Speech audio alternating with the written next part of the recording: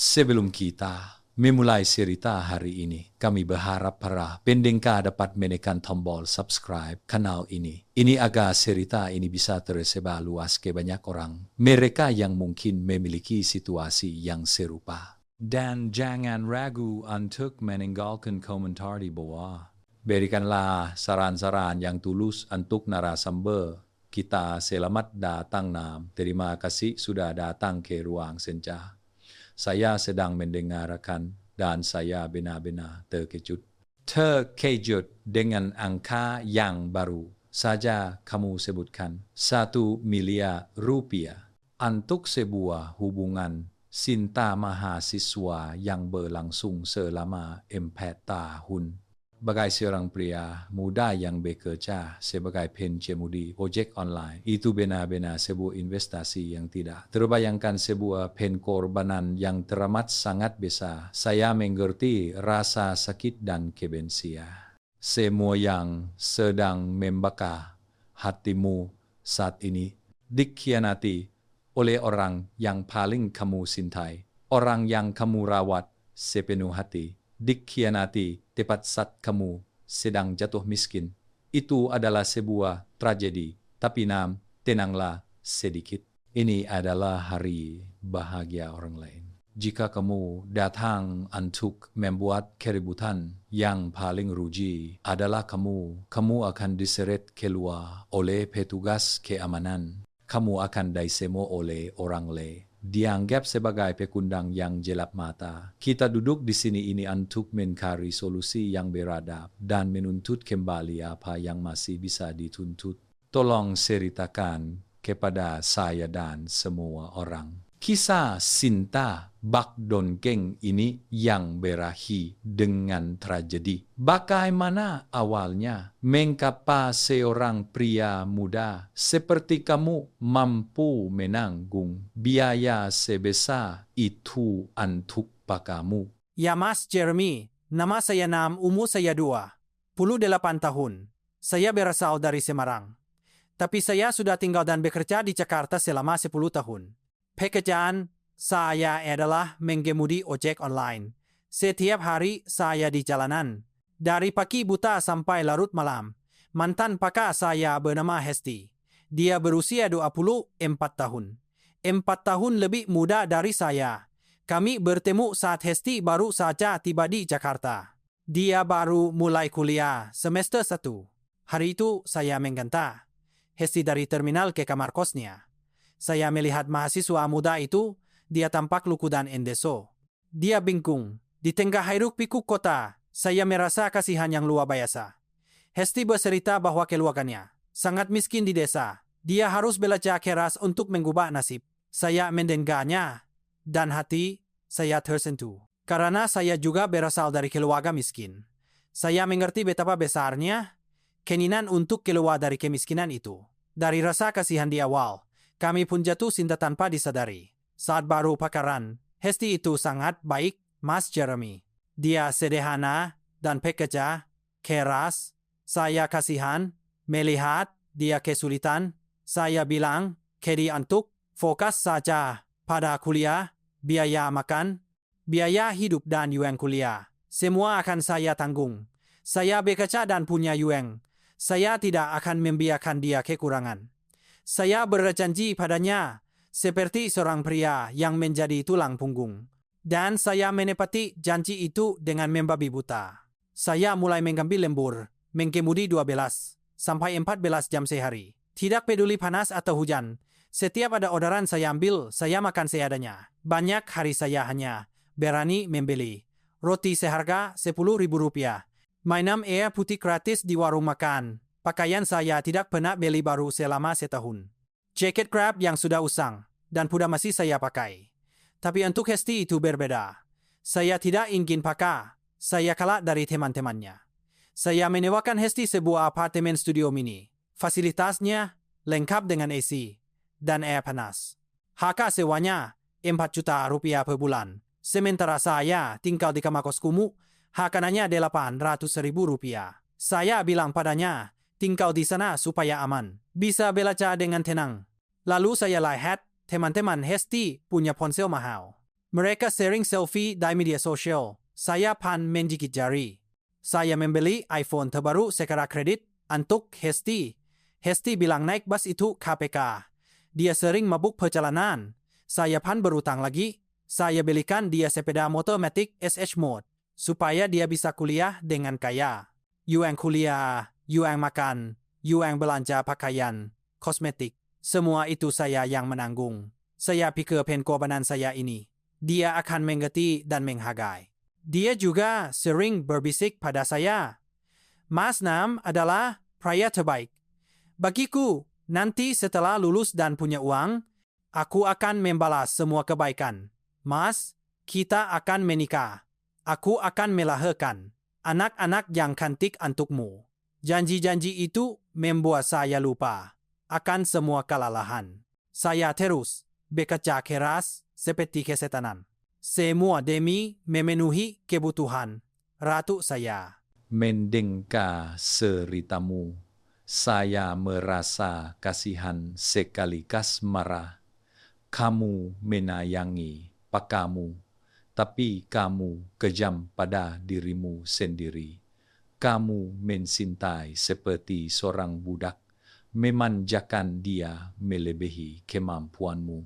Jauh melebihi apa yang dibutuhkan, kamu secara tidak sengaja menciptakan kebiasaan menikmati dan bergantung padanya. Dia tidak lagi menganggapmu sebagai pakar, tapi menganggapmu sebagai pohon uang. Tinggal ambil saja jika butuh uang. Seorang mahasiswa dari keluarga miskin, tapi tinggal di apartemen mewah, mengendarai motor Matic mahal, menggunakan ponsel mewah. Semua itu dari yuang keringat darah dan mata orang lain. Penyimpangan dalam gaya hidup seperti itu, itulah bibit kehancuran. Tapi baiklah, soal biaya, kuliah dan hidup sudah kita bahas. Kamu bilang kamu juga membiayai pekerjaan dia dengan uang yang sangat besar. Bagaimana detailnya? Mengapa kamu harus mengeluarkan uang sebanyak itu padahal dia sudah lulus kuliah? Ya Mas Jeremy. Biaya makan dan kuliah selama 4 tahun. Secara kasar, setiap bulan sekitar 15 sampai 20 juta rupiah. Dikalikan 4 tahun, itu sudah angka yang mengerikan. Tapi pukulan terakhir yang benar-benar membuat saya bangkrut. Itu adalah biaya untuk mencarikan pekerjaan. Hesti lulus. Dia lulus dengan nilai yang lumayan. Dia bilang, Mas, di zaman sekarang, tanpa uang dan koneksi, sulit mencari kerja. Aku tidak mau jadi buruh, pabrik atau sales. Dengan jelas sarjanaku, aku ingin bekerja di bank atau di instansi pemerintah supaya stabil dan bergengsi. Dia pulang ke desa. Dia denka dari kerabat. Ada peluang kerja di sebuah bank besar di Jakarta. Tapi biaya suapnya 200 juta rupiah. Dia datang kepada saya sambil menangis. Dia bilang orang tuanya di desa tidak sangkap membiayai. Dia hanya bisa mengandalkan saya. Dia melukiskan masa depan yang cerah. Kalau aku diterima, gaji dan bonusnya tinggi. Hanya setahun atau 2 tahun, modal akan kembali. Saat itu aku punya yuang, kita akan beli rumah dan mobil. Mas tidak perlu lagi jadi ojek online yang susah payah. Saya termakan kata-katanya. Saya kasihan melihat pakar. Saya mengganggu dan khawatir. Maka saya pontang-panting mencari pinjaman. Saya tarik semua tabungan kecil saya selama beberapa tahun terakhir. Lalu saya meminjam dengan muka tebal ke saudara dan teman-teman. Bahkan saya meminjam uang dari rentenir harian. Semua untuk mengumpulkan 200 juta rupiah. Untuk saya serahkan padanya. Saat memberikan bungkusan uang itu, tangan saya jemeta. Saya bilang, ini semua harta dan harga diriku. Kamu pegang ini, berusahalah bekerja dengan baik. Hesti menerima uang itu, matanya berbinar. Dia memeluk dan mensiam saya. Terima kasih suamiku tersayang. Kamu yang nomor 1, saya pikir masalah sudah selesai. Masa depan kami berdua akan terbuka lebar. Dia menjerahkan uang itu. Dan benar saja, dia diterima bekerja. Tapi Mas Jeremy, tragedi dimulai. Tepat pada hari dia melangkah masuk ke Pintu yang mewah itu 200 juta rupiah. Untuk biaya suap kerja ditambah ratusan juta yuan, biaya hidup dan kuliah sebelumnya. Saya mempertaruhkan semua modal dan masa depan saya. Pada pertaruhan bernama Karye, pakar saya berharap dia berhasil agar kami bisa membangun rumah tangga bersama, tapi saya tidak tahu. Ketika status berubah, hati manusia pan ikut berubah. Lingkungan kerja yang baru, yang mewah, berinteraksi dengan orang-orang kaya dan berpendidikan, pasti membuat gadis yang sudah terbiasa dimanjakan itu silau. Dan ketika dia melihat kembali pakaiannya yang kotor seorang pengemudi ojek online, perbandingan yang timpang mulai muncul di kepalanya. Kamu bilang dia berubah hanya dalam 2 bulan bekerja. Bagaimana perubahan itu terjadi? Apa saja tanda-tanda awal? Tanda-tanda dia berbalik badan yang kamu rasakan. Cepat sekali, Mas Jeremy, begitu cepat sampai saya tidak sempat bereaksi. Bulan pertama bekerja, dia masih ceria, malam hari, dia masih bercerita tentang kantornya. Tapi memasuki bulan kedua, sikap Hesti mulai berbeda. Dia mulai meremehkan saya secara terang-terangan. Dulu kalau saya jemput, dia langsung meloncat ke motor. Dia meluk pinggang saya erat-erat. Sekarang kalau saya jemput di gerbang kantor, dia akan mengirim pesan. Mas, tunggu agak jauh di pohon sana. Jangan berdiri di lobi utama. Saya tanya mengapa. Dia membentak. Coba Mas lihat dirimu. Pakai jaket seragam gelap warna hijau. Helmnya sudah usang. Motornya berdebu. Teman-temanku melihat. Mereka akan menertawakan. Mereka akan bilang, pakai aku ojek. Aku jadi malu sekali. Saya mendengarnya dan harga diri saya terluka. Air mata saya hampir keluar. Tapi karena cinta saya menahan diri. Saya beli jaket tebal untuk menutupi seragam. Saya berdiri menunggunya di sudut tersembunyi. Tapi dia tetap tidak senang. Saat naik motor dia duduk jauh. Tidak memeluk, tidak berbicara. Lalu dia mulai pulang lebih malam. Kadang jam 9. Jam 10 malam baru pulang. Badannya bau alkohol dan parfum asing. Saya tanya, dia bilang, dia harus menemani bosnya. Harus bergaul dengan klien. Pekerjaan bank itu begitu. Ada target penjualan. Harus punya relasi luas baru bisa bertahan. Saya bilang, kamu kan karyawan baru, kenapa harus menemani klien selarut ini? Aku khawatir, dia melotot. Jangan sok mengontrol Mas. Aku pergi bekerja, bukan main-main. Kalau Mas tidak bisa bantu apa-apa, biarkan aku berjuang. Telepon mulai jarang. Pesan-pesan mesra menghilang. Diganti dengan keluhan dan nada kesal. Saya samar-samar menyadari ada sesuatu yang tidak beres.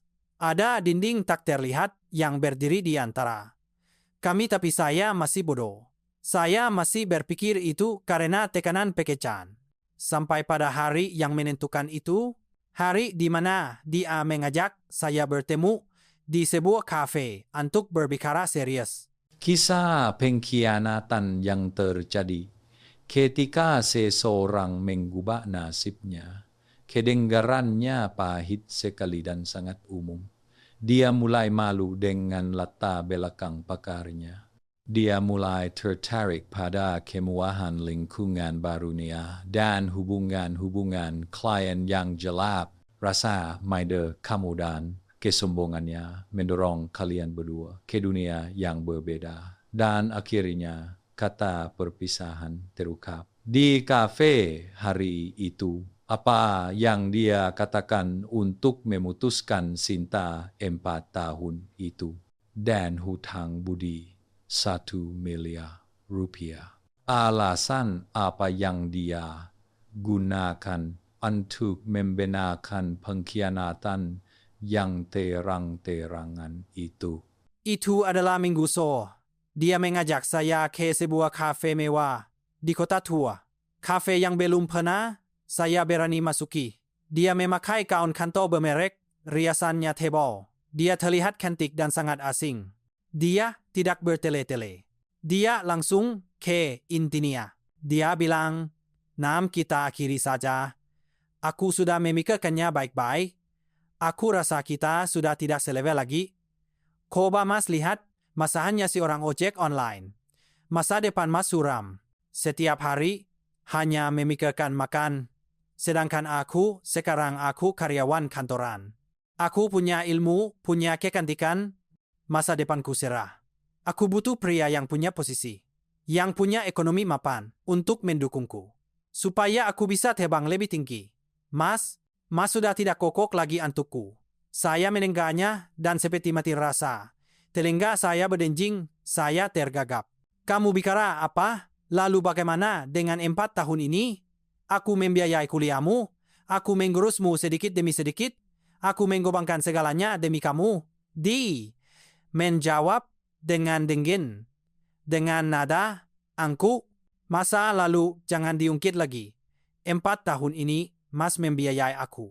Itu kemauan Mas sendiri. Aku tidak menodongkan pisau untuk memaksa. Mas membiayai aku. Biaya pakaran wajar saja, keluar uang. Mas kan laki-laki, jangan menghitung-hitung seperti perempuan. Anggap saja, itu biaya kuliah yang Mas bayar. Biaya supaya aku lebih dewasa. Biaya kuliah. Kata-kata itu seperti pisau yang menghancurkan hati saya. Ternyata pengorbanan saya di matanya hanyalah kebodohan yang sukarela. Saya sangat marah. Saya bertanya, lalu bagaimana dengan 200 juta rupiah? Biaya suap kerja? Saya berutang dari rentenir. Kembalikan uang itu supaya saya bisa bayar utangkan. Dia tertawa sinis, uang itu Mas berikan untuk melobi. Sudah aku berikan semua pada orang. Aku tidak memegangnya. Jadi aku tidak bisa mengembalikan. Sekarang pekerjaanku belum stabil, gaji masih sedikit. Kalau Mas menuntut, aku harus ambil dari mana? Nanti kalau aku kaya, aku akan bayar. Tapi jangan berisik. Jangan sampai memengaruhi reputasi aku di kantor. Nanti aku akan berbuat jahat.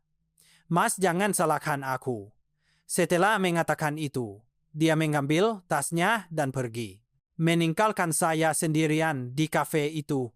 Dengan tagihan minuman yang belum dibayar. Saya melihat panggungnya menjauh. Air mata saya mengalir. Saya tidak menyesali uangnya. Tapi saya menyesali hati nurani manusia. Kenapa seseorang bisa sekejam dan sekeji itu, Mas Jeremy? Nam, saya mendengarkan ceritamu dan merasakan sedih. Alasan biaya pakaran sukarela yang dia gunakan untuk melepaskan diri dari tanggung jawabnya. Kedengarannya masuk akal secara emosional. Tapi dari segi moral dan kemanusiaan, itu sangat kejam. Dia telah menjadikan cinta tulusmu sebagai alat, sebagai batu. Loncatan untuk kariernya dan ketika tujuannya tercapai. Dia menendangnya tanpa belas kasihan. Kamu bilang hari ini adalah hari pernikahannya, artinya hanya 2 bulan setelah dia mengungkapkan kata perpisahan di kafe itu, waktu yang terlalu singkat. Untuk memulai dan berakhir dengan pernikahan, kecuali jika hubungan itu sudah ada sebelumnya. Ketika kamu menerima undangan pernikahan itu, selain rasa sakit karena ditinggalkan. Apakah kamu penasaran siapa pria yang beruntung itu? Dan mengapa kamu bilang kamu tidak hanya kehilangan uang suap kerja, tapi juga menjerumuskan pakarmu ke pelukan pria lain? Mungkinkah calon suaminya itu ada hubungannya dengan uang 200 juta rupiah? Uang keringat dan air mata yang kamu pinjam itu. Ya, Mas Jeremy, undangan pernikahan ini. Bukan dia yang memberikannya langsung pada saya. Dia mengirimkannya melalui kurir ke kamar kos saya. Di dalamnya ada sekarik kertas. Tertulis kalimat singkat, datanglah untuk memberiku restu. Dan lihatlah bahwa aku memilih orang yang tepat. Saya membacanya dan tangan saya gemetar. Entah karena marah atau karena malu. Nama, Penkentin, pria. Tertulis Indra, 35 tahun. Nama ini membuat saya terkejut, saya teringat saat saya pontang-panting meminjam uang ke mana-mana untuk mengumpulkan 200 juta rupiah untuk biaya suap perca Hesti. Saat itu Hesti bilang uang itu untuk diberikan kepada bosnya untuk melobi di pintu belakang. Saya ingat betul. Sore hari itu matahari bersinar terik. Saya menggantar Hesti di depan sebuah restoran mewah di Jalan Sudirman. Hesti bilang, "Mas, tunggu aku di sini. Aku mau masuk kasih uang ke bos." Lalu aku langsung keluar. "Mas, jangan masuk. Penampilan Mas seperti ini. Bosku nanti meremehkan aku." Saya menunggu dengan patuh di luar. Hampir 2 jam di bawah terik matahari. Ketika Hesti keluar, wajahnya berseri-seri. Dia bilang, "Sudah selesai Mas, Bapak Indra kepala bagian personalia." Dia berjanji akan menerimaku. Dia baik sekali, bahkan mengajakku minum. Dan sekarang, melihat nama Indra diundangkan pernikahan, ditambah jabatannya sebagai kepala bagian di bank tempat Hesti bekerja, saya baru menyadari segalanya. Calon suaminya ternyata adalah bos yang saya berikan uang untuk mencarikan pekerjaan padanya. Saya mulai merangkai semua kejadian.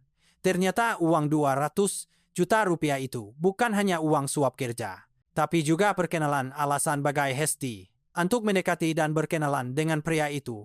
Dan selama 2 bulan, saat bekerja keras sebagai ojek online untuk membayar bunga pinjaman, Hesti menggunakan alasan menemani klien lembur untuk pergi berkencan dengan pria itu. Saat menyadari dengan menyakitkan bahwa sayalah yang mengeluarkan uang untuk membelikan maka saya kesempatan untuk selingkuh dengan bos ia. Saya adalah pria paling bodoh di dunia ini. Saya menggantarnya ke sana, menunggunya, lalu dia merayu pria lain. Lalu saya menggantarnya pulang, mendengarnya memuji pria itu. Dia bilang dia baik sekali. Benar-benar skenario yang kejam dan ironis.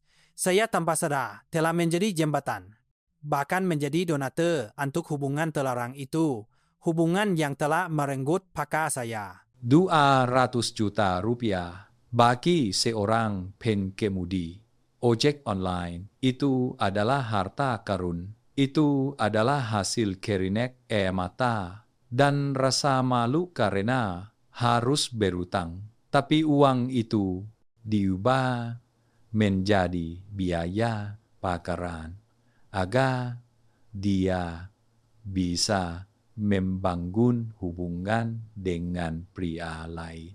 Kebenaran ini pasti lebih mengejutkan daripada kata perpisahan. 6. Ketika kamu tahu kebenarannya, tahu bahwa kamu sudah lama dikhianati dan dimanfaatkan secara finansial dan emosional. Apa yang kamu lakukan? Apakah kamu menemui Hesti untuk berhadapan, menuntut kejelasan tentang uang itu dan hubungan gelap itu? Atau kamu hanya menyimpan rasa sakit itu di dalam hati? Saat saya tahu kebenarannya, darah saya mendidih. Saya tidak bisa menahan diri lagi. "Mas Jeremy." Saya menelepon Hesti. Dia tidak mengangkat. Saya pakai nomor telepon asing. Dia mengangkat. Saya berteriak, "Kamu penipu. Kamu ambil uangku untuk membiayai pakarmu, untuk merayu bosmu. Benar kan? Kembalikan 200 juta rupiah itu segera. Kalau tidak, aku akan datang ke kantormu dan membuat keributan." Hesti mendengarnya. Nadanya dingin, sama sekali tidak takut. Dia bilang, "Mas jangan bicara sembarangan. Uang itu Mas berikan untuk urusan pekerjaan. Pekerjaan sudah aku dapatkan. Berarti uang sudah digunakan sesuai tujuannya. Soal aku mencintai siapa, menikahi siapa, itu hakku. Bapak Indra adalah pria yang sukses. Dia membantuku dalam pekerjaan. Kami jatuh cinta. Itu hal biasa. Mas jangan cemburu dan iri." Saya sangat marah. Saya bilang, "Lalu bagaimana? Dengan 4 tahun aku membiayai kamu, kamu tidak punya hati nurani?" Dia tertawa sinis. "Stop dengan cerita pengkorbanan itu. Masa Bapak Indra tahu semua masa laluku? Dia bilang aku gadis yang gigih, dia kasihan padaku, makanya dia mau menikahiku. Sedangkan Mas hanyalah masa lalu. Aku sarankan, Mas jangan makam-makam. Bapak Indra sangat berkuasa. Kalau Mas makam-makam, Mas tidak akan aman. Dia mengancam saya, Mas Jeremy. Dia memanfaatkan calon suaminya yang bos besar, punya uang dan punya kekuasaan untuk membungkam saya. Saya mencari ke apartemen yang saya sewakan untuk dia. Satpam tidak mengizinkan saya naik. Dia bilang pemiliknya sudah berganti. Ternyata dia sudah pindah untuk tinggal bersama pria itu sejak lama. Tapi masih meminta saya membayar uang sewa bulan terakhir. Saya berdiri di bawah gedung. Melihat ke kamar yang dulu saya kumpulkan uang sedikit demi sedikit untuk saya sewa bagi pakar saya. Lampu menyala terang, bayangan dua orang berjalan di dalamnya. Saya ingin membenturkan kepala ke tembok. Ingin mati saja. Saya membenci dia, membenci bos itu. Tapi yang paling saya benci adalah kebodohan diri sendiri. Sekarang saya terlilit utang. Saudara dan teman-teman menagih rentenir harian menuntut bunga. Setiap hari saya bangun. Para penagih utang sudah menelepon. Sementara orang yang menyebabkan semua utang ini sedang sibuk dengan kawan pen kantin, bersiap naik pelaminan menuju rumah suami yang kaya raya. Mas Jeremy bilang, bagaimana saya harus hidup? Haruskah saya mempertaruhkan nyawa untuk menghancurkan pernikahan palsu itu? Saya melihat API kebencian. API itu berkobar di matamu, tapi dengarkan saya. Nyawamu adalah yang paling berharga. Nyawa itu diberikan oleh orang tuamu. Kamu tidak boleh menukarnya. Menukarnya dengan orang yang tidak pantas. Dia menantangmu. Dia menggunakan kekuasaan suami barunya untuk mengancammu. Tujuannya adalah agar kamu takut dan diam supaya dia bisa hidup tenang, menikmati kemewahan di atas tumpukan utangmu. Kamu terdesak oleh utang dan kebencian. Tapi jika kamu bertindak nekat, kamu membawa pisau ke pesta pernikahan atau membuat keributan. Orang yang pertama kali rugi adalah kamu. Kamu akan berurusan dengan hukum. Kamu akan daisemoha sebagai pekundang gila. Kamu akan kehilangan masa depan. Hanya karena satu detik kemarahan, lalu siapa yang akan membayar utangmu? Siapa yang akan merawat orang tua di desa kita di sini untuk mencari solusi beradabo? Kamu bilang kamu memegang surat utangka. Surat itu penuh dengan angka di antara semua. Angka yang kasau itu, apakah ada bukti yang jelas? Uang 200 juta rupiah, biaya swab kerja itu, kamu berikan tunai atau transfer.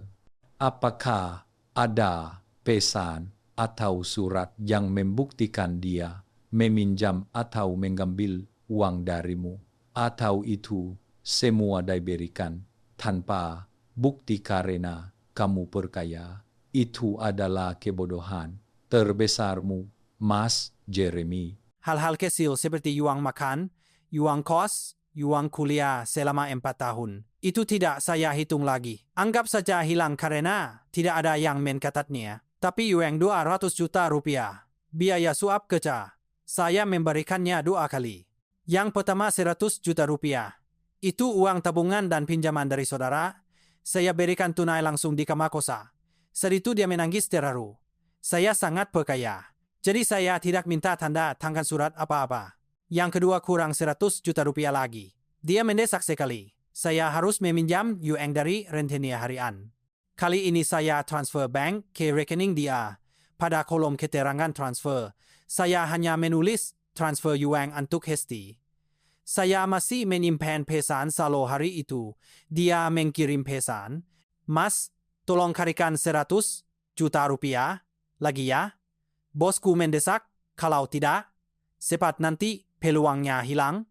Nanti, kalau aku sudah bekerja dan punya gaji, aku akan bayar kembali.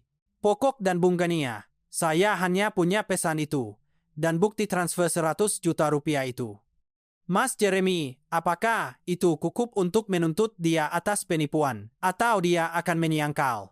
Bilang itu uang yang saya berikan. Sebagai hadiah, saya dengar hukum itu rumit. Uang yang diberikan sebagai hadiah tidak bisa dituntut kembali. Sekarang dia menikah dengan Boes, mereka punya uang dan pengacara.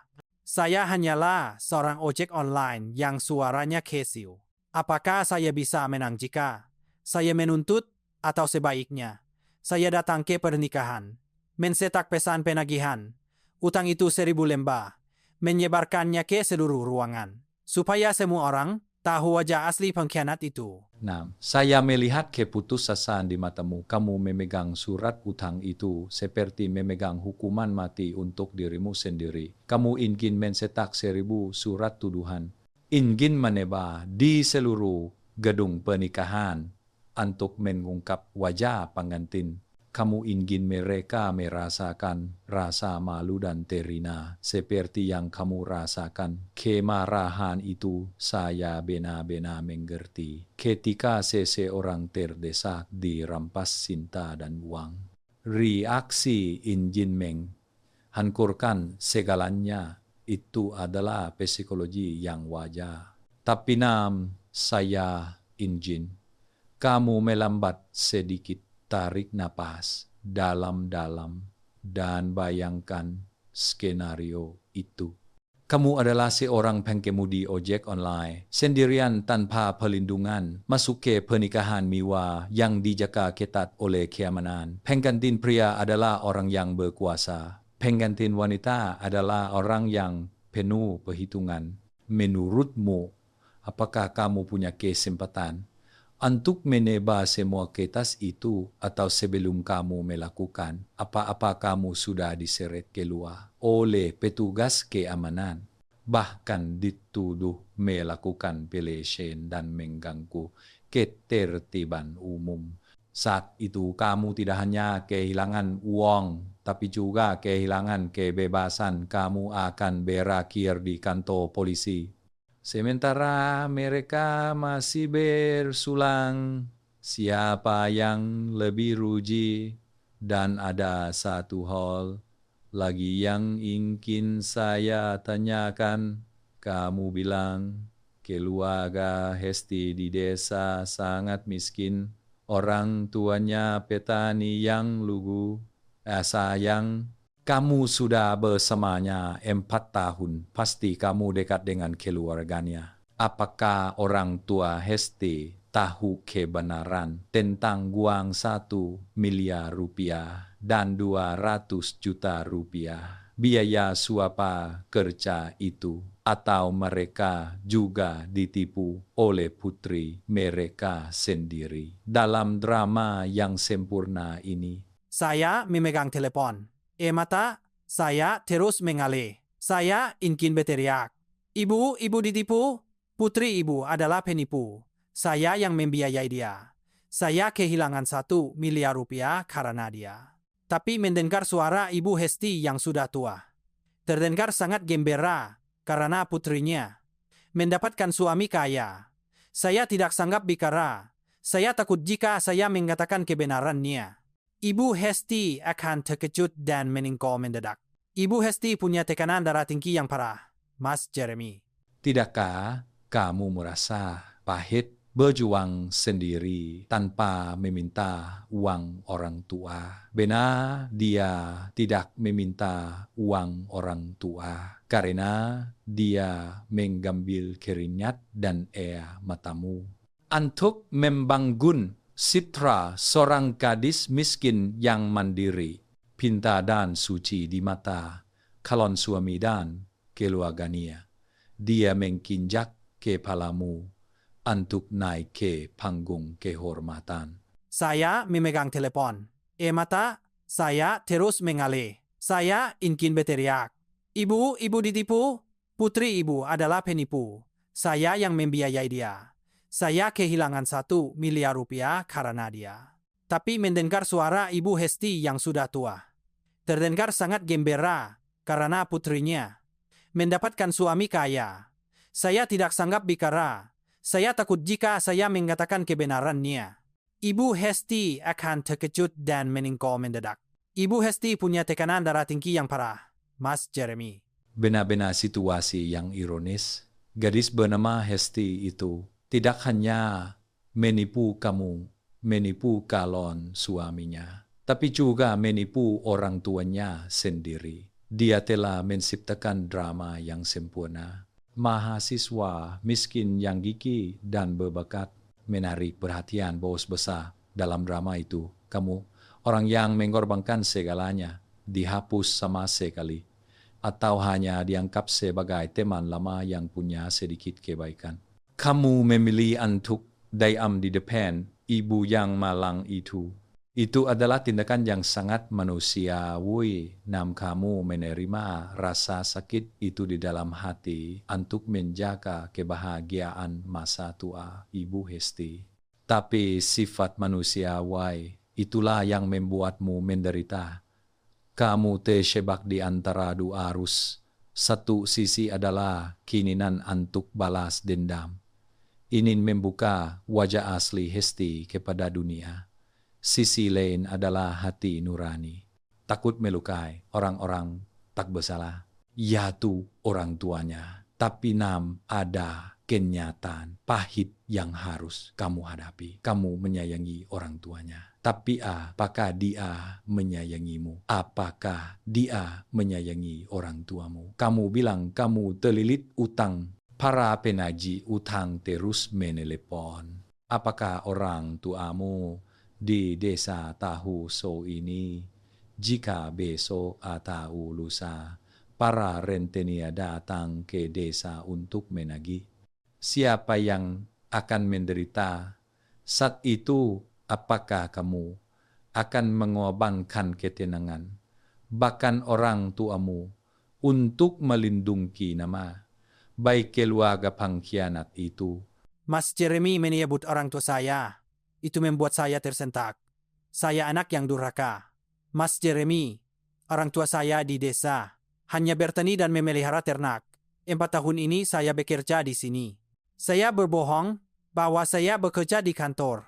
Gaji saya tinggi. Kadang saya mengirimkan mereka susu dan kue. Mereka tidak tahu. Anak mereka bekerja keras sebagai ojek di jalanan. Soal utang, saya sembunyikan rapat-rapat. Saya takut orang tua saya tahu. Saya berutang ratusan juta rupiah dari rentenir harian. Mereka bisa meninggal karena suak. Saat ini para rentenir dari kelompok sosial masih mencari saya di Jakarta. Mereka belum pergi ke desa, tapi mereka mengancam. Jika akhir bulan ini saya tidak bisa membayar bunga, mereka akan mencari ke rumah orang tua saya. Mereka akan menagih utang dengan cara kekerasan. Saya sudah di ujung tanduk, Mas Jeremy. Uang kos bulan ini saya belum bayar. Pemilik kos mengancam akan mengusir. Sepeda motor saya sudah saya gadaikan surat-suratnya. Sekarang saya bekerja secara sembunyi-sembunyi. Takut ditangkap polisi. Nanti saya kehilangan mata pencaharian. Di dompet saya sekarang tinggal 200.000 rupiah. Saya berpikir untuk melakukan hal-hal nekat. Saya berpikir, bagaimana kalau saya datang ke pernikahan, menemui Indra, suami baru Hesti, secara pribadi. Saya akan memberikan bukti pada dia. Mengancamnya bahwa jika dia tidak membayar uang itu, saya akan membocorkan semuanya kepada tamu undangan. Dia kan orang yang berkedudukan, pasti dia takut malu. Siapa tahu dia akan mengeluarkan 200 juta rupiah untuk membungkam saya atau saya menemui Hesti. Saya berlutut memohon. Memohon agar dia mengembalikan sebagian uang. Supaya saya bisa membayar utang, saya tidak menuntut seluruh 1 miliar. Hanya 200-300 juta rupiah. Supaya saya terbebas dari utang, menurut Mas Jeremy cara mana yang lebih mungkin berhasil. Saya sudah tidak punya harga diri lagi, Mas Jeremy. Saya hanya butuh uang untuk hidup. Kamu mencari segala cara untuk bertahan, mulai dari mengancam sampai memohon. Itu menunjukkan bahwa kamu benar-benar panik. Tapi mari kita analisis dua pilihan yang kamu berikan. Pilihan 1 menemui pengganti Praya Indra untuk memeras atau bernegosiasi. Menurutmu dia akan takut? Dia kepala bagian personalia. Dia pasti pintar. Ketika kamu menunjukkan bukti, dia mungkin akan tertawa sinis. Dia mungkin akan bilang, itu urusan masa lalu istri saya tidak peduli. Atau yang lebih buruk, dia akan memanggil keamanan untuk menangkapmu atas tuduhan pemerasan. Kamu harus ingat, dia berada di atas engkin, sementara kamu adalah orang yang terpojok. Dia punya uang, punya kekuasaan. Dia bisa mengubahmu dari korban menjadi tersangka dalam sekejap. Pilihan 2 berlutut memohon pada Hesti. Kamu sudah pernah memohon cinta dan kamu ditendang keluar. Sekarang kamu akan memohon uang kepada seseorang yang sudah tidak punya hati nurani. Seseorang yang berani mengungkapkan biaya pakaran, wajar saja keluar uang Angga. Apakah air matamu akan meluluhkan hatinya? Atau dia akan melemparkanmu beberapa kosen seperti memberi sedekah pada pengemis. Disertai dengan penghinaan yang akan menghantuimu semua hidup. Kedua jalan yang kamu pikirkan itu. Semuanya adalah jalan buntu. Semuanya akan berakhir dengan rasa malu dan terhina. Kamu mencoba menuntut uang dari orang yang tidak punya hati nurani. Dengan cara merendahkan martabatmu, kamu bilang kamu punya 200.000 rupiah dan utang yang besar. Situasinya sangat darurat, tapi kamu lupa. Kamu masih punya satu aset terbesar, yaitu kekuatan bekerja dan masa muda. Kamu 28 tahun. Sehat dan kuat, kamu bisa mengemudi 14 jam sehari untuk membiayai pakamu. Lalu mengapa kamu tidak bisa mengemudi 16 jam sehari untuk menyelamatkan dirimu sendiri? Apakah kamu terpikir untuk menunda urusan menagih uang karena menagih sekarang sulit dan berbahaya? Fokuslah pada negosiasi utang dan bekerja keras untuk membayar utang. Apakah kamu berani jujur pada keluarga supaya mereka bisa ikut menanggung beban ini? Jujur pada keluarga, saya takut, Mas Jeremy. Orang tua saya sudah tua, bagaimana mereka bisa menanggung sok ini? Tapi saya juga tahu, saya tidak bisa menyembunyikannya selamanya. Kemarin teman sekama saya, dia juga pengemudi Grab. Dia bilang, kamu bodoh? Kenapa kamu repot-repot menagih ke Hesti? Orang seperti itu, Tuhan akan membalasnya. Sekarang kamu harus memikirkan dirimu sendiri. Aku punya koneksi untuk kerja ke Jepang. Kerja bangunan, gajinya tinggi. 40 juta rupiah sebulan. Bagaimana kalau kamu gadaikan sertifikat tanah di desa? Pinjam uang ke bank? Bayar semua utang rentenir. Lalu kamu pergi ke sana. Bekerja keras selama 3 tahun. Kamu akan bebas utang dan punya modal. Saya mendengarnya dan tertarik, tapi untuk pergi ke Jepang, perlu modal awal. Dan harus menggadaikan sertifikat tanah orang tua. Saya belum berani bicara. Saya masih kesal pada Hesti. Saya terus berpikir, kenapa saya harus pergi bekerja di negeri orang? Sementara penipu saya hidup bahagia dengan uang saya. Saya tidak terima, Mas Jeremy, surat utang tulisan tangan ini. Meskipun tidak punya nilai hukum yang tinggi, karena semua saya catat sendiri. Tapi itu adalah bukti kebodohan saya. Saya melihatnya dan membenci diri sendiri. Mas Jeremy, jika saya tidak datang ke pernikahan, bisakah saya mengirim surat ini? Disertai dengan beberapa foto screenshot pesan pinjaman Yuang. Yuang 200 juta rupiah. Biaya suap kerja itu. Saya kirim ke kantor Hesti dan Indra. Tidak, saya kirim anonim ke Director Bank ke rekan kerja mereka, supaya mereka tahu wajah aslinya. Apakah itu melanggar hukum, Mas Jeremy? Saya ingin mereka malu dan kehilangan pekerjaan. Baru saya puas. Nam, saya mengerti keinginanmu, keinginan untuk melihat pengkhianat membayar harganya. Kamu ingin mengirim surat anonim, ingin mempermalukan mereka di kantor, supaya mereka malu dan dipecat. Kedengarannya memuaskan. Tapi apakah kamu sudah mempertimbangkan konsekuensi sebaliknya? Kamu harus ingat, suami barunya adalah orang yang berkedudukan. Dia paham hukum. Jika kamu mengirim surat tanpa bukti hukum yang sah, misalnya surat yutang yang disahkan notaris, atau putusan pengadilan, mereka bisa menuntutmu balik atas tuduhan pencemaran nama baik atau penghinaan. Saat itu kamu dari kreditor akan menjadi terdakwa. Kamu sedang terlilit utang. Sekarang ditambah hukuman denda atau kerja sosial, hidupmu akan berakhir. Apakah kamu mau melawan dengan tela? Selain itu, tindakan itu hanya akan memuaskan kemarahan sesaat. Tidak menyelesaikan masalah paling mendesakmu sekarang, yaitu yuan untuk membayar utang C. Mereka kehilangan pekerjaan. Mereka punya lebih banyak alasan untuk tidak membayar. Yang kamu butuhkan sekarang adalah uang tunai untuk menyelamatkan dirimu, bukan kepuasan sesaat. Oleh karena itu, segera batalkan niat mengirim surat anonim atau mengganggu pernikahan. Mari kita fokus pada angka 200 juta itu. Tolong buka ponselmu kali lagi. Pesan Salo yang kamu bilang satu-satunya bukti. Tolong bacakan dengan semata supaya saya tahu persis apa yang dia katakan. Ini Mas Jeremy. Pesan tanggal 15 Mei tahun lalu. Dia menulis persis begini.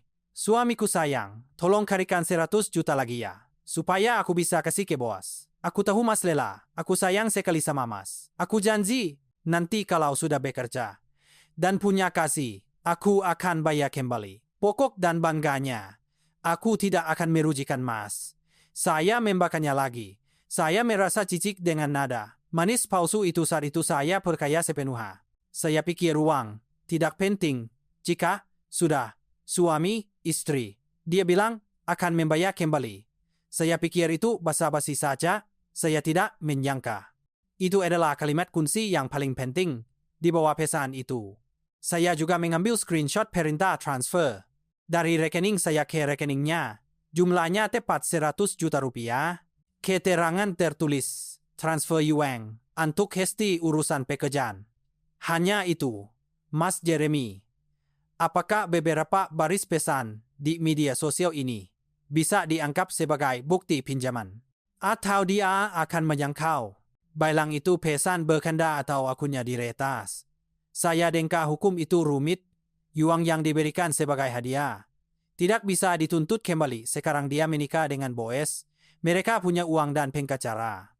Saya hanyalah seorang ojek online yang suaranya kecil. Apakah saya bisa menang jika saya menuntut? Atau sebaiknya saya datang ke pernikahan, mencetak pesan penagihan utang itu 1000 lembar, menyebarkannya ke seluruh ruangan, supaya semua orang tahu wajah asli pengkhianat itu. Ini bukan pesan berkanda. Ini adalah bukti emas. Dengarkan analisis saya baik-baik. Dalam pesan itu dia menggunakan kata tolong carikan. Dan yang paling penting adalah kalimat aku akan bayar kembali. Kalimat ini menetapkan transaksi sipil, yaitu pinjaman bukan hadiah. Jika itu hadiah, dia akan bilang, terima kasih Mas sudah memberiku, tapi dia berjanji akan membayar kembali. Artinya dia mengakui hutang ini. Ditambah dengan bukti transfer, tepat dengan jumlah uang itu, pada waktu yang sama dan keterangan urusan pekerjaan sesuai dengan tujuan pinjaman.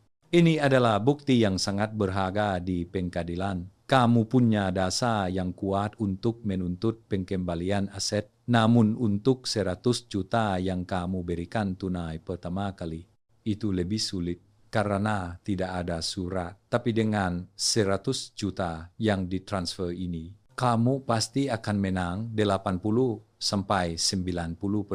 asal tahu cara menagihnya. Alih-alih balas dendam membabi buta, ubah strategi menjadi penagihan utang yang beradab.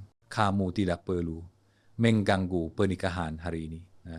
Bayarkan mereka dengan tenang. Ketika mereka sudah nyaman berumah tangga, mereka akan sangat takut dengan reputasi buruk. Saat itu kamu menggunakan bukti ini datang dan bicara secara legal, tekanannya akan jauh lebih besar. Mas Jeremy menunjukkan caranya. Itu membuat saya jauh lebih tercerahkan. Benar, saya selalu berpikir dengan cara kekerasan. Saya tidak akan bisa melawan mereka, tapi jika menggunakan surat dan hukum, semua orang sama di mata hukum. Saya akan kembali. Saya akan mencari semua pesan. Mencetak semua bukti transfer. Saya tidak akan datang ke pernikahan. Saya akan duduk di rumah, menyusun surat penagihan utang ini. Anggap saja ini adalah kado pernikahan terlambat dari saya. Tapi Mas Jeremy, ada satu situasi lagi yang saya khawatirkan. Bagaimana jika dia bermain kotor? Dia bilang, saya tidak punya uang. Memangnya Mas bisa apa? Atau dia mengembalikan motornya. Tapi motor itu sudah dia rusak.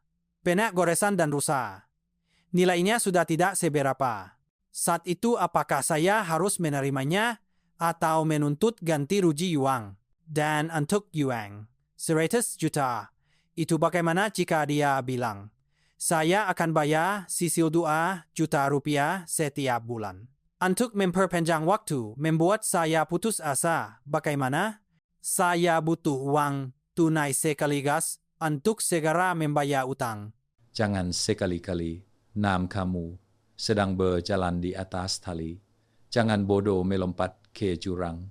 Jasa penagihan utang sekarang sudah dilarang. Itu adalah tindakan melanggar hukum.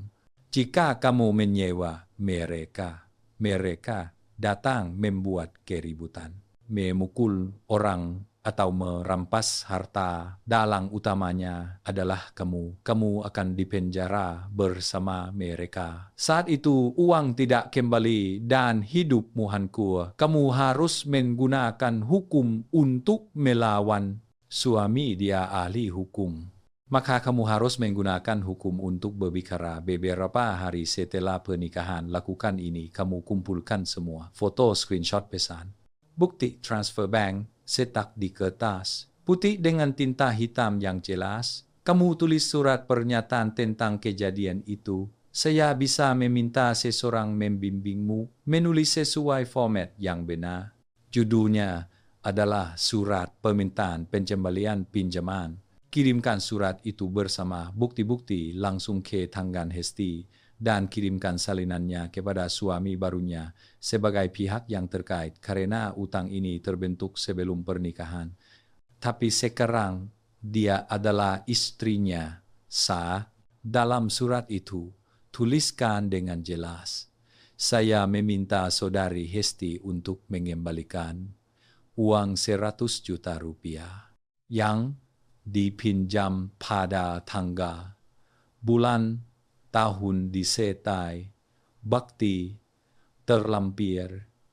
Jika dalam waktu 10 hari saudari tidak melakukan pembayaran, saya akan secara resmi mengajukan gugatan ke Pengadilan Negeri Jakarta Pusat dan mengirimkan pemberitahuan ke pimpinan bank tempat saudari bekerja untuk meminta dukungan dalam penyelesaian sengketa perdata. Percayalah pada saya, orang bank dan pegawai negeri paling takut jika terlibat tuntutan dan diketahui kantor terlibat masalah utang-utang yang memalukan. Ketika mereka melihat kamu melakukannya secara profesional, punya surat, punya bukti, tidak bertindak baba, mereka akan menghormati dan takut pasangan suami istri yang baru menikah sedang bahagia.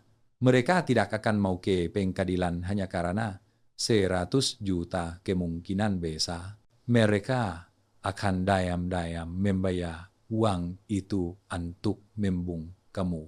Ya saya melakukan, saya tidak akan lemah lagi. Saya sudah terlalu baik padanya selama 4 tahun ini. Dan hasilnya adalah pengkhianatan. Kali ini saya akan melakukannya sampai akhir. Hari ini saya bisa bercerita. Dan Mas Jeremy menunjukkan jalan. Hati saya jauh lebih lega. Saya tidak lagi ingin membawa pisau ke pernikahan. Saya merasa tindakan itu bodoh sekali. Saya akan pulang ke desa, mengaku jujur pada orang tua. Pinjam uang untuk membayar utang rentenir. Lalu saya akan belajar bahasa. Untuk pergi ke Jepang. Saya akan memulai hidup baru. Saya masih muda, masih punya 2 tangan. Saya tidak takut mati kelaparan. Hanya saja setelah shock ini, saya jadi takut pada perempuan Mas Jeremy. Saya tidak tahu apakah saya berani mencintai lagi atau saya akan selalu curiga. Curiga orang mendekati saya karena uang. Saya takut saya akan menjadi pria yang pahit dan sinis. Bagaimana cara saya mempertahankan kebaikan hati setelah hidup saya dihancurkan seperti ini? Mas Jeremy, Khawatir sejak awal itu bagus. Untuk orang yang lisik, kita harus memperkirakan semua tipuan tentang sepeda motor. Meskipun sudah tua dan rusak, kamu tetap harus menerimanya. Lebih baik ada daripada tidak sama sekali. Kamu jual saja. Dapat yuang berapapun, 5 juta atau 10 juta itu tetap yuang. Yang penting kamu mendapatkan kembali apa yang menjadi milikmu, supaya dia tidak lagi menikmati hasil kerinjatmu. Jangan berdebat selama atau baru, itu hanya buang waktu. Tentang 100 juta rupiah, jika dia menggunakan taktik membayar sisilan, kamu harus tegas sejak awal. Kamu katakan terus terang, saya sangat membutuhkan uang tunai untuk menyelesaikan urusan keluarga. Saya tidak menerima pembayaran sedikit demi sedikit. Saya kasih kamu waktu maksimal 1 bulan untuk mencari uang. Kamu bisa meminjam dari suamimu, orang tuamu, atau pinjam ke bank. Itu urusanmu. Saya hanya perlu menerima uang sekaligus. Jika kamu tidak bisa mengurusnya, saya terpaksa melanjutkan langkah hukum selanjutnya. Saat itu biaya perkara dan bunga keterlambatan akan kamu tanggung sendiri. Kamu harus terlihat keras, tidak kompromi. Dia bisa meminjam dari suami barunya atau menjual tanah orang tuanya. Begitu reputasi terancam, mereka akan mencari cara untuk mendapatkan uang. Jangan lemah, ingat kamu menuntut hakmu yang sah. Kamu tidak meminta-minta, tantutlah dengan kepala tegak. Ketika kamu mengirimkan surat ini, kamu telah melepaskan peran korban, menjadi penggugat orang yang memegang kendali hukum. ya saya melakukan, saya tidak akan lemah lagi. Saya sudah terlalu baik padanya selama 4 tahun ini. Dan hasilnya adalah pengkhianatan. Kali ini saya akan melakukannya sampai akhir. Hari ini saya bisa bercerita. Dan Mas Jeremy menunjukkan jalan. Hati saya jauh lebih lega. Saya tidak lagi ingin membawa pisau ke pernikahan. Saya merasa tindakan itu bodoh sekali. Saya akan pulang ke desa, mengaku jujur pada orang tua. Pinjam uang untuk membayar utang rentenir. Lalu saya akan belajar bahasa. Untuk pergi ke Jepang. Saya akan memulai hidup baru. Saya masih muda, masih punya 2 tangan. Saya tidak takut mati kelaparan. Hanya saja setelah shock ini, saya jadi takut pada perempuan Mas Jeremy. Saya tidak tahu apakah saya berani mencintai lagi atau saya akan selalu curiga. Curiga orang mendekati saya karena uang. Saya takut saya akan menjadi pria yang pahit dan sinis. Bagaimana cara saya mempertahankan kebaikan hati setelah hidup saya dihancurkan seperti ini? Mas Jeremy, Pertanyaan terakhirmu membuat saya sangat sedih, tapi juga sangat bahagia. Sedih karena seorang pria yang tulus, baik hati dan lugu sepertimu, dihancurkan oleh hidup. dikhianati oleh orang yang paling kamu perkaya. Sampai kehilangan hampir semua keperkayaan. Pada kaum Hawa, saya mengerti, saya benar-benar mengerti perasaan limbung, kosong dan penuh kebencianmu. Saat ini itu seperti pukulan telak, bukan hanya pada dompet, tapi juga pada keperkayaan dan harga diri seorang pria. Itu menghancurkan keluguan dan kebaikan hatimu, tapi saya senang karena kamu masih memikirkan bagaimana cara mempertahankan kebaikan hati supaya tidak berubah menjadi orang yang kejam dan sinis. Seperti orang yang telah memperlakukanmu dengan buruk, itu membuktikan sifat baikmu. Akar kebaikanmu masih utuh, belum ditelan oleh kebencian, belum ditarik ke dalam kegelapan pengkhianatan. Kamu bertanya bagaimana cara supaya tidak menjadi pria yang pahit, penuh dendam pada dunia. Jawabannya terletak pada karamu memilih untuk melihat dan menata kembali masa lalu. Anggap Hesti dan tindakannya bukan sebagai wakil dari semua perempuan, tapi hanya sebagai kecelakaan lalu lintas. Sebuah pelajaran yang mahal namun perlu di sekolah kehidupan. Agar kamu menjadi dewasa. Saya tegaskan sekali lagi. Tidak semua wanita itu mata duitan, tidak semua munafik.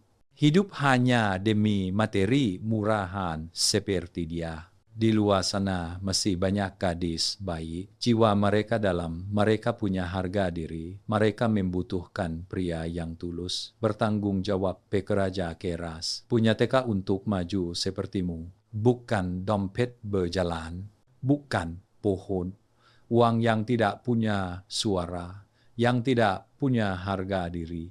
Kamu mungkin menemukan kerikil hitam yang sayang di jalan hidupmu, tapi jangan karena itu kamu menjadi sedih, menjadi pesimis, membuang seluruh ladang belian, semua peluang dan orang baik yang menunggumu di depan, tapi untuk bertemu dengan wanita baik itu. Kamu harus meningkatkan dirimu terlebih dahulu. 6. Orang bilang, level mana angin berhembus, di situ awan akan bertemu. Ungkapan ini sangat benar dan mendalam. Ketika kamu masih seorang pengemudi ojek online, bekerja keras untuk membiayai pakamu, hidup dalam rasa minder dan ngemis cinta, kamu akan mudah menarik gadis-gadis yang suka memanfaatkan atau yang tidak menghargai nilai dirimu yang sebenarnya. Mereka melihat dompetmu, bukan hatimu, tapi ketika kamu kembali dari Jepang dengan keterampilan yang mantap, dengan modal di tangan dan kedewasaan yang matang, kamu akan memancarkan aura yang berbeda, rasa percaya diri yang berwibawa, kualitas yang berharga. Saat itu kamu akan menarik wanita-wanita mandiri yang tahu cara berjalan bersama, yang tahu cara membangun rumah tangga bersama suami, yang tahu cara menghargai nilai yang sebenarnya, menghargai pria yang bertanggung jawab dan punya masa depan. Jangan terburu-buru mencintai siapapun saat ini. Hatimu sedang terluka parah. Perlu waktu untuk membuka luka-luka itu, untuk membentuk bekas luka, dedikasikan 3-5 tahun ke depan. Untuk mencintai dirimu sendiri, untuk merawat dan membalas budi orang tuamu. Orang-orang yang menderita karenamu, menderita karena semohan tetangga. Ketika kamu sukses, ketika kamu berdiri tegak di atas kakimu sendiri, cinta sejati wanita yang pantas dengan sendirinya akan datang mencarimu. Dan saat itu, kamu akan berterima kasih pada Hesti karena dia telah meninggalkanmu karena kehilangan yang luar biasa. Itulah yang membuatmu sadar, mendorongmu ke jalan untuk bangkit, supaya kamu punya kesempatan untuk bertemu orang yang lebih pantas, dan menjalani hidup yang lebih baik, lebih cerah, dan lebih bahagia. Jangan biarkan kekejaman orang lain mengubahmu menjadi orang yang kejam. 6. Ya, balas dendam yang paling manis dan paling mulia adalah kamu harus hidup bahagia dan sukses menjalani hidup yang cemerlang dan memuaskan. Biarkan dia melihat bahwa tanpa dia kamu tetap hidup baik, bahkan hidup jauh lebih cemerlang. Menjadi pria yang tidak akan pernah bisa dia sentuh lagi. Itulah pesan yang paling kuat. Itu adalah wibawa dan mentor seorang pria dewasa. Ya, Mas Jeremy, saya akan menanamkan nasihat. Mas Jeremy dalam hati. Setiap kata meresapi. Saya tidak akan membenci hidup.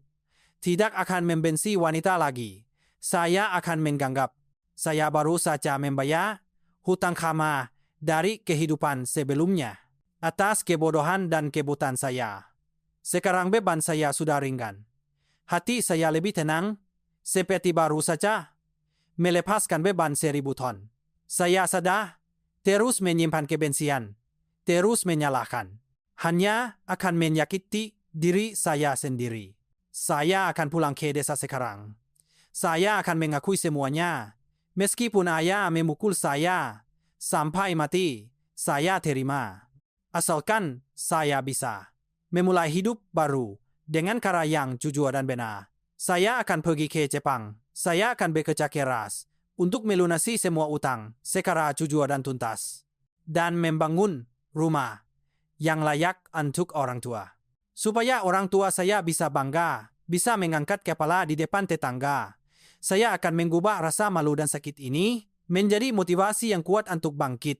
Sedangkan untuk surat penagihan utang dan moto itu, saya akan melakukan persis seperti yang Mas Jeremy katakan. Saya akan menuntut kembali apa yang menjadi milik saya secara beradab dan tuntas. Berdasarkan hukum dan keadilan, saya tidak akan membiarkan dia punya kesempatan untuk menertawakan saya sebagai orang bodoh lagi.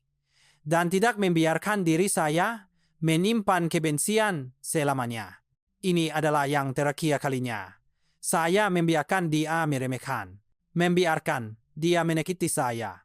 Bagus, semoga perjalananmu aman dan semoga kamu segera menemukan cahaya, menemukan nilai sejatimu. Saya percaya kamu akan berhasil. Kamu adalah pria yang kuat. Saudara-saudara pendengar, kisah pemuda bernama 6 hari ini adalah nada rendah yang sedih dan dalam, tapi penuh peringatan untuk siapapun yang sedang jatuh cinta dan berkorban secara membabi buta. 4 tahun bekerja sebagai ojek online, 1 miliar rupiah, dan undangan pernikahan dari mantan packer. Harga yang harus dibayar untuk pelajaran hidup ini sungguh sangat mahal. Angka yang membuat kita harus berpikir. Membuat kita merinding. Nah, mencintai sepenuh hati. Tapi dia mencintai dengan cara yang salah. Mencintai dengan cara menghancurkan diri sendiri. Dia menjadikan dirinya budak cinta. Memanjakan pakarnya seperti seorang ratu. Sementara dirinya sendiri hidup susah dan sengsara. Pengorbanan yang tidak ada batasnya, perlakuan yang terlalu berlebihan, secara tidak sengaja memelihara keserakahan, keegoisan dan ketergantungan pasangannya, dan pada akhirnya menerima pengkhianatan yang pahit. Melalui cerita ini saya ingin menyampaikan 3 pesan penting kepada anak-anak muda, terutama para pria yang sedang merintis karir. Pertama, cintai dan hargai dirimu sendiri sebelum mencintai orang lain. Cinta yang langgeng harus didasarkan pada kesetaraan dan saling menghormati. Jangan pernah merendahkan dirimu, kehilangan harga diri, Demi memanjakan pekamu, jangan mencoba membeli cinta dengan materi. Ketika itu melebihi kemampuanmu, seorang gadis yang benar-benar mencintaimu akan kasihan melihat kamu susah, akan berjuang bersamamu, berbagi kesulitan bersamamu, bukan menuntutmu untuk membiayai segala sesuatu, mulai dari jarum sampai pakai miwa yang mahal. Sementara kamu makan roti untuk bertahan hidup, dan terlilit utang. Kedua, bersikaplah waspada dan transparan. Dalam mengelola keuangan, urusan uang harus jelas, urusan cinta harus tegas.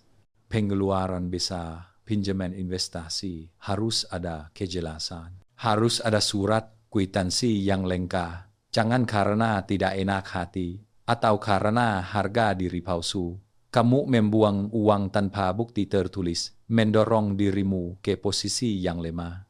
Ketiga, jatuh. Pilihlah cara bangkit yang beradab dan paling kuat. Balas dendam dengan kekerasan atau dengan fitnah makian hanya akan mendorong kita masuk lebih dalam tragedi, membuat kita menjadi pihak yang lebih lemah dan menghancurkan masa depan diri sendiri. Gunakan hukum untuk melindungi hakmu yang sah, dan gunakan kesuksesanmu yang cemerlang untuk membalas penghinaan orang lain. Hidup masih panjang, satu kali jatuh bukan akhir dari segalanya, itu hanya koma dalam hidup. Semoga Nam segera melunasi utangnya dan menemukan kedamaian, menemukan wanita yang benar-benar pantas.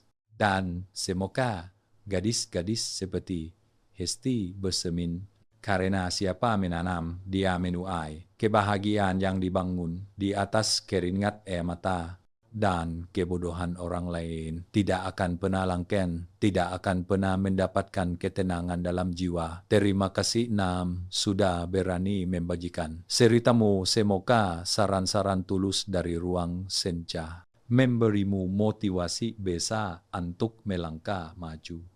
Terima kasih para pendengar sudah meluangkan waktu untuk mendengarkan dan berbagi. Sudah mengirimkan banyak kata-kata penyemangat, memberikan kekuatan tambahan untuk Nam. Jika Anda merasa cerita ini bermanfaat, sebuah pelajaran berharga yang mendalam, silakan tekan tombol subscribe kanal ini, bagikan kepada teman-teman keluarga, supaya kita sama-sama mengambil pelajaran berharga. Jangan lupa tinggalkan komentar, berikan dorongan untuk saudara. Nam di bawah ini, Ruang Senja pamit sampai di sini. Sampai bertemu lagi di episode-episode berikutnya. Semoga hari Anda penuh kedamaian dan kebahagiaan bersama keluarga. Sampai jumpa dan sampai bertemu lagi.